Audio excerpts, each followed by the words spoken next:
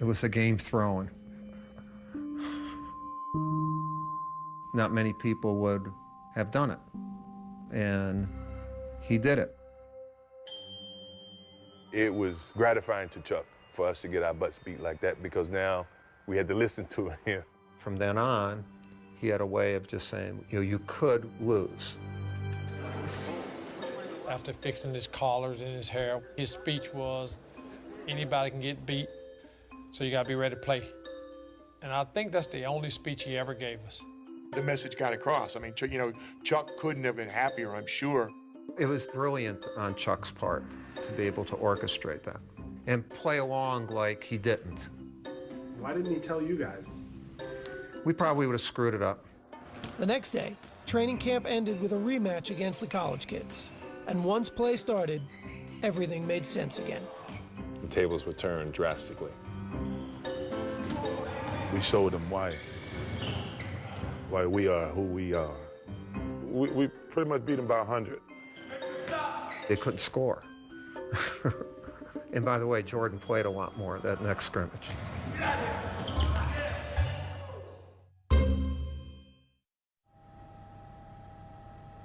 Before the Dream Team could play in the 1992 Olympics, they had to qualify. The place to do that was Portland, Oregon, and the Tournament of the Americas. It would be the public's first chance to see the NBA stars together in a game, especially Jordan, Bird, and Magic. Daly had asked all three to be team captains, but Jordan had turned him down. I knew how much it meant to both of those guys because they never had the opportunity to play on the Olympics. So I said, you know what, Chuck, don't worry about me. Let these old dogs do it.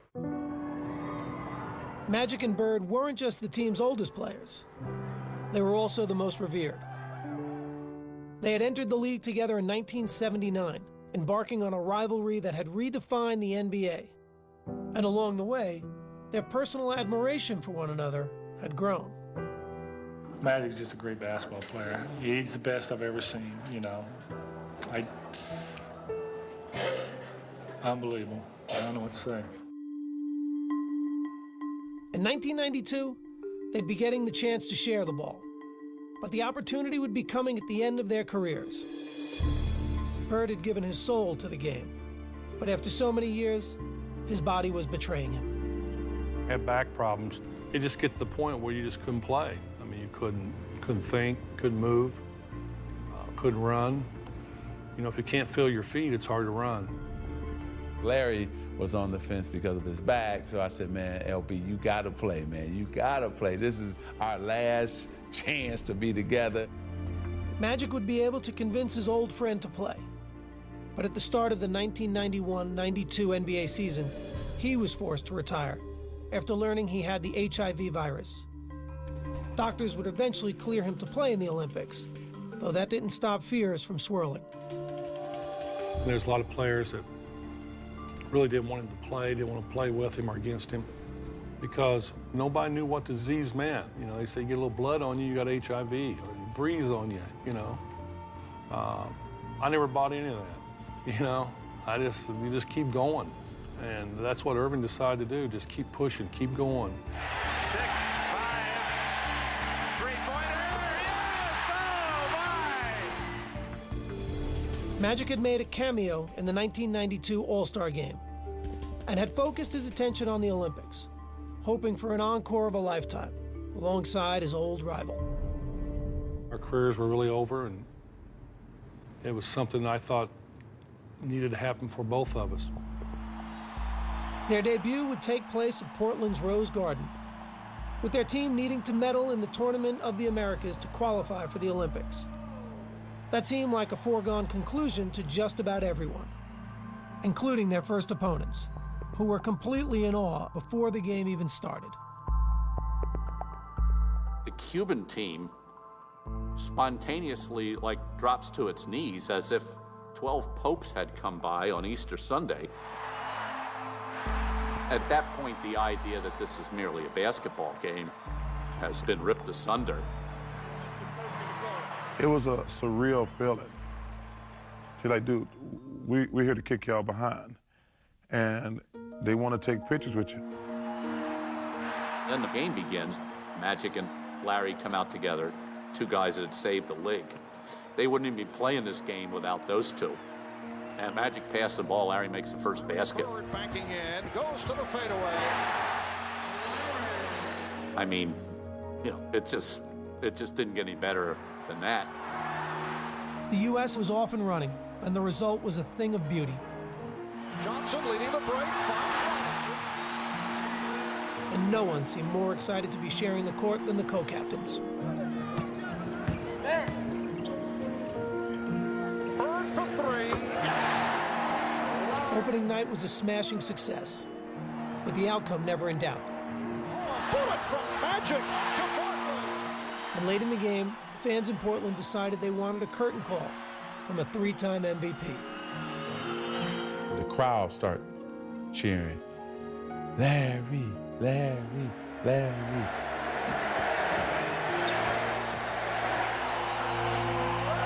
Crowd reacts to the entrance of Larry Bird, a standing ovation.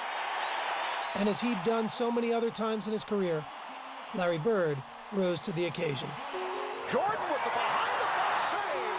Here's Bird. Yes.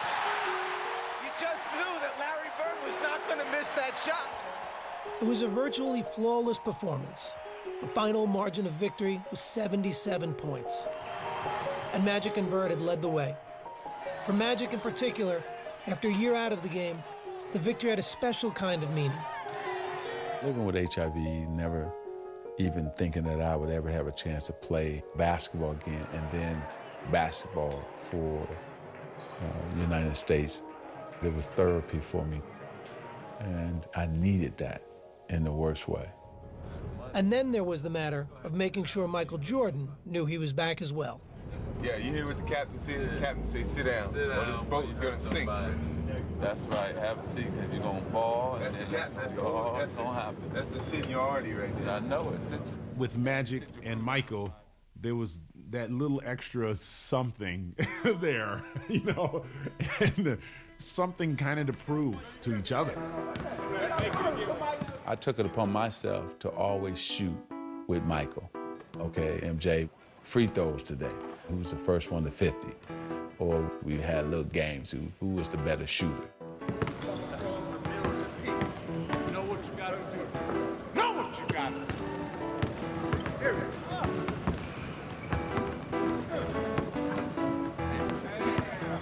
He didn't want to relinquish that control of the 80s, in a sense, even though we were going into the 90s. Don't touch the phone.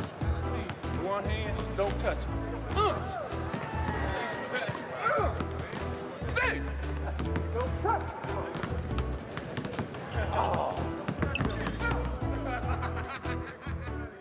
You know, he just come off missing a whole year. So it was who can win, who's gonna have the bragging rights by the end of this trip. You can't get too close to Michael, it's a foul.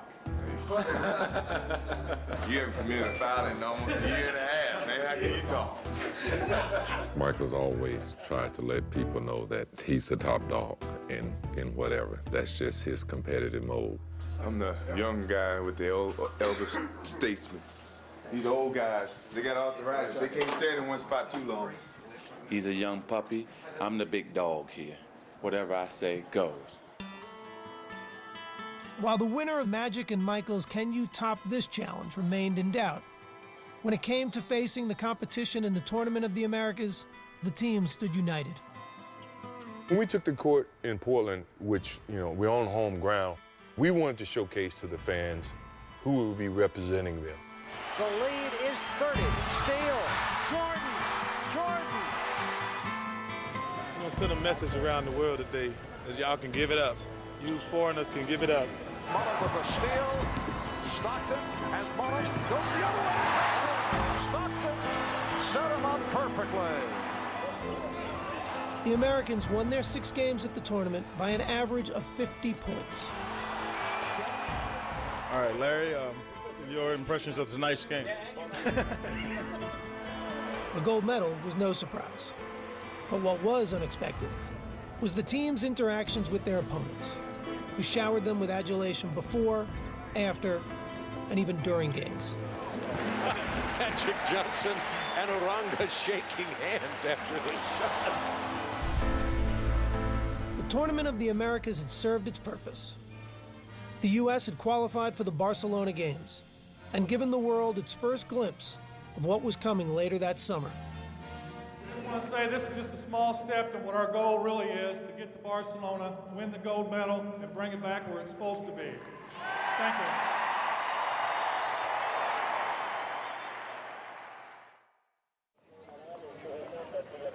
On July 18th, 1992, with the Barcelona Olympics a week away,